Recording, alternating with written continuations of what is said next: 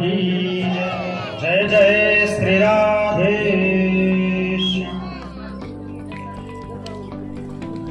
श्रीमद् भागवत महापुराण की कथा का उद्गम स्थान यदा मृधे कौरव संजयाना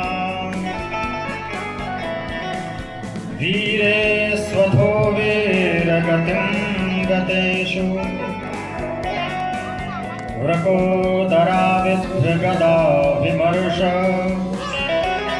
भगनोर्दण्डे धृतराष्ट्रपुत्रे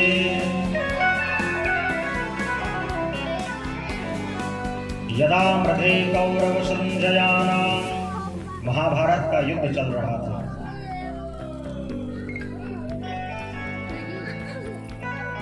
पितामह भीष्म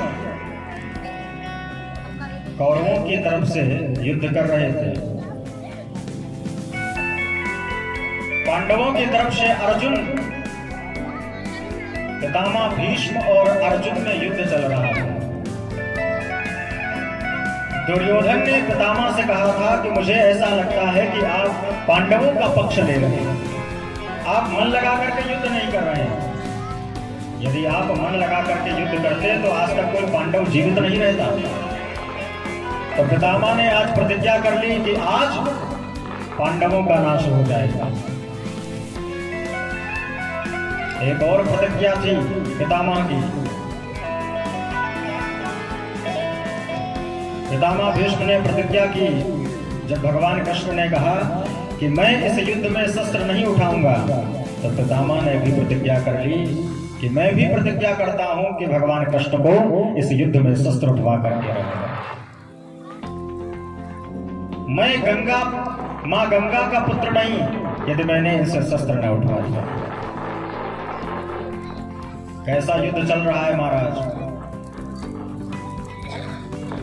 अर्जुन अपने धनुष को, अपने गांडीव को संभाल नहीं पा रहे हैं और तब तक बाण आ जाता है पितामह। भगवान ने देखा कि अर्जुन की बस की बात नहीं है। भगवान ने अर्जुन से कहा कि अरे क्या कर रहे हो, आज युद्ध समाप्त कर देंगे पितामह। अर्जुन ने कहा महाराज मैं क्या करूं, मुझे तो आज लग रहा है पितामह मुझे आज संभलने नहीं देंगे।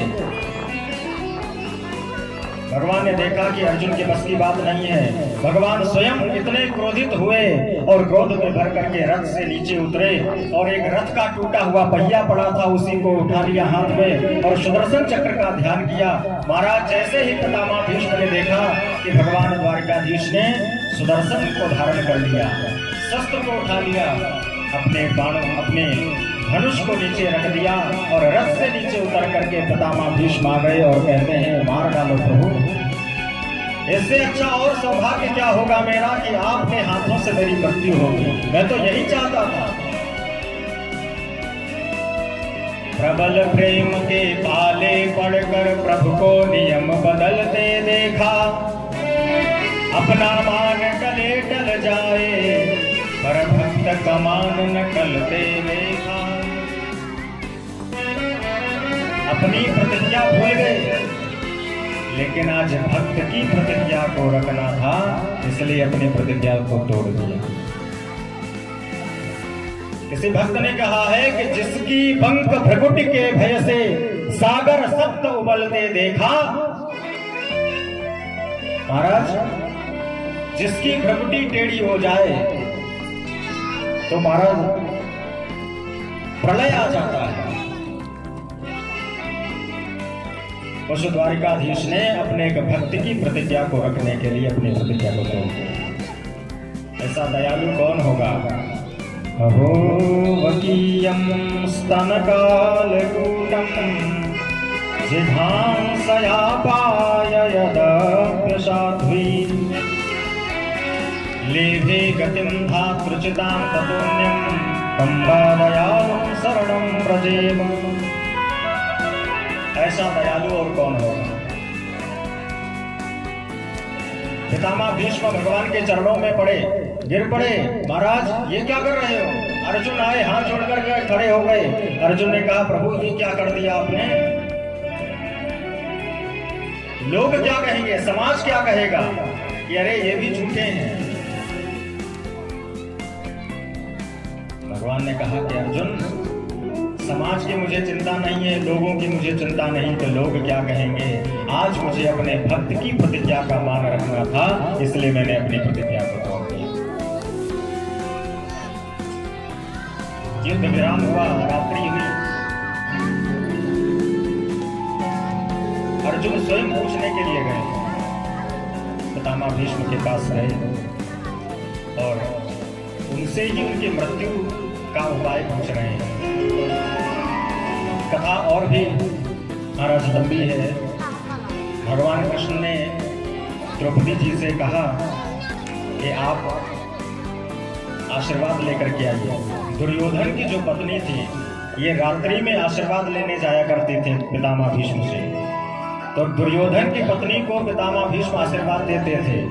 आज भगवान ने स्वयं द्रौपदी से कहा कि आप जाइए और आशीर्वाद लेकर के आइए। तो रात्रि बेला में भगवान द्वारकाधीश द्रौपदी को आगे आगे द्रौपदी चल रही हैं, पीछे पीछे भगवान कृष्ण चल रहे हैं। पादुका पहन करके आई हैं।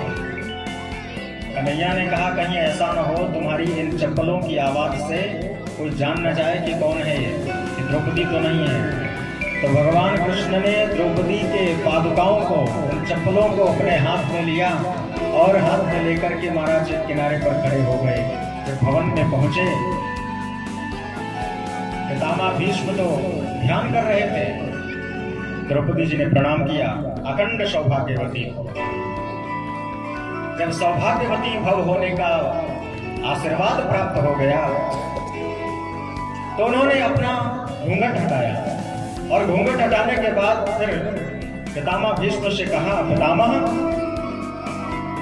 कल आपने ये प्रतिज्ञा की थी कि मैं पांडवों को मार दूंगा और आज आप सौभाग्यवती होने का आशीर्वाद दे रहे हैं। तो कल जो आपने कहा था वो सत्य होगा कि आज जो आपने कहा है वो सत्य होगा।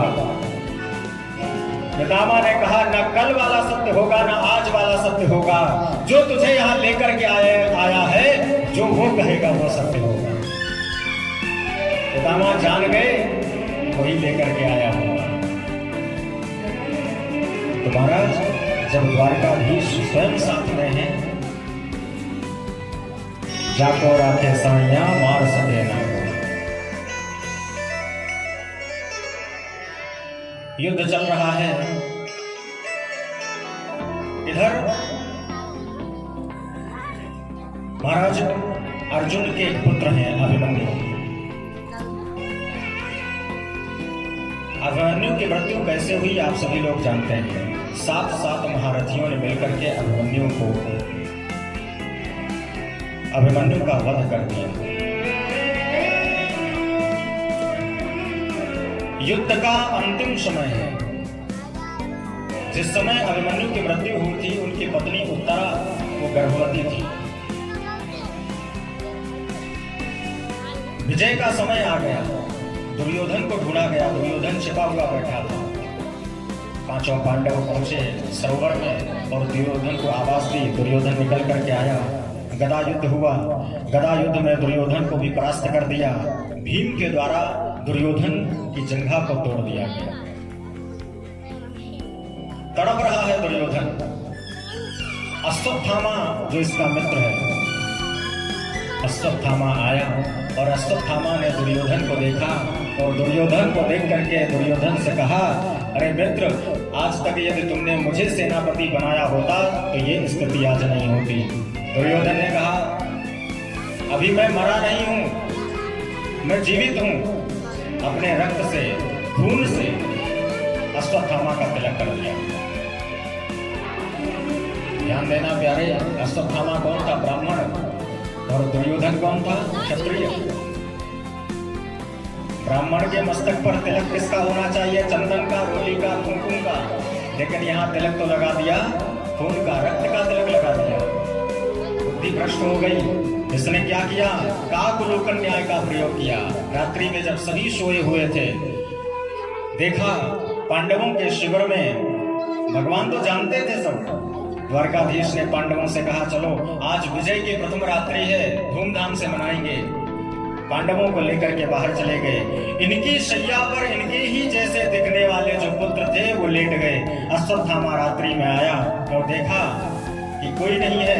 5 बाण उसने ऐसे मारे कि एक एक बाण में ही उनके सर अलग हो गए। 5 सरों को लेकर के पहुंचा दुर्योधन के पास। दुर्योधन से कहा, लो मित्र, तुम्हारी इच्छा मैंने पूरी कर दी। दुर्योधन ने कहा, लाओ मुझे भीम का सर दे दो। भीम के पुत्र का सर अश्वत्थामा ने दुर्योधन को दिया, और जैसे उस सर को दिया, जिस प्रकार से महाराज कोई बच्चा बेसन के लड्डू को फोड़ दे, उसी प्रकार से ऐसे दबाया और वो भीम के पुत्र का सर जो है फूट गया। दुर्योधन ने कहा, अरे मित्र, ये क्या किया तुमने तो हमारे वंश में कोई पानी देने वाला नहीं छोड़ा। अरे इन बच्चों ने क्या किया था, मेरा क्या बिगाड़ा था? मैंने तो तुमसे भीम के लिए कहा था, ये भीम का सर नहीं है। इसको किसी संत ने कहा था कि जिस समय तुम्हें प्रसन्नता और शोक, हर्ष और शोक दोनों एक साथ में होंगे, उसी समय तुम्हारी मृत्यु हो जाएगी। तो पहले तो प्रसन्नता हुई, हर्ष हुआ कि चलो पांडव मारे गए, लेकिन जैसे ही देखा कि पांडव नहीं है, ये तो पांडवों के पुत्र हैं, तो दुख हुआ। अरे ये क्या कर दिया, मृत्यु हो गई। इधर क्या हुआ, जब प्रातः काल हुआ, द्रौपदी शिविर में आई और द्रौपदी ने देखा कि 5 पुत्रों के सर गायब हैं। अर्जुन को बुलाया, अर्जुन आए। अर्जुन ने देखा, अर्जुन ने प्रतिज्ञा कर ली कि जिसने ये कृत्य किया होगा मैं उसे छोड़ूंगा नहीं। भगवान कृष्ण को लेकर के और अर्जुन रथ पर सवार होकर के अश्वत्थामा की ओर दौड़ते हैं। भगवान ने अर्जुन से कहा कि छोड़ना मत उसे। अश्वत्थामा ने देखा अर्जुन पीछे आ रहा है। अश्वत्थामा को मालूम था कि अर्जुन छोड़ेगा नहीं मुझे। अश्वत्थामा को पकड़ लिया और पकड़ करके अपने शिविर में लेकर के आए।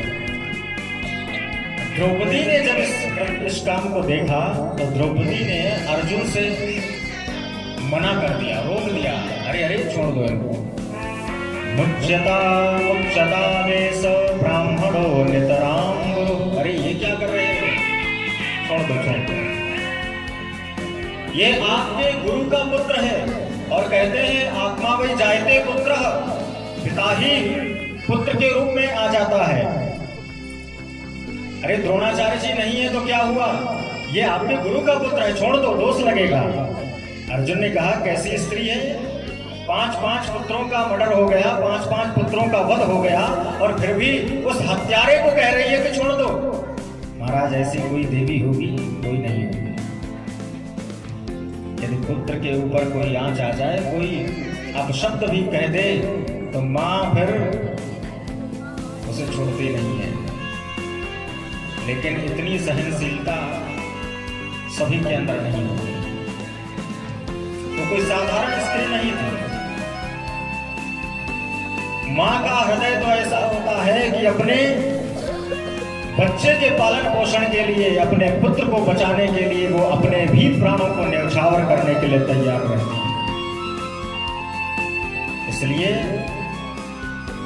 भगवान ने भी मां को सबसे ऊंचा दर्जा दिया।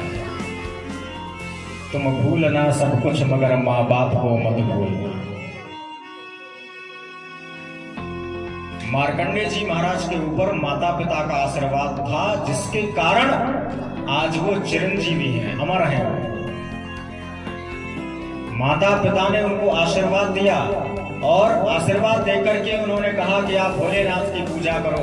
तो भोलेनाथ का उन्होंने पूजन किया, महामृत्युंजय मंत्र का जप किया, जिसके कारण जिस दिन यमराज आए मार्कंडेय जी को लेने के लिए, तो उन्हें विश्वास था अपने माता पिता के वचनों पर, पूर्ण विश्वास था।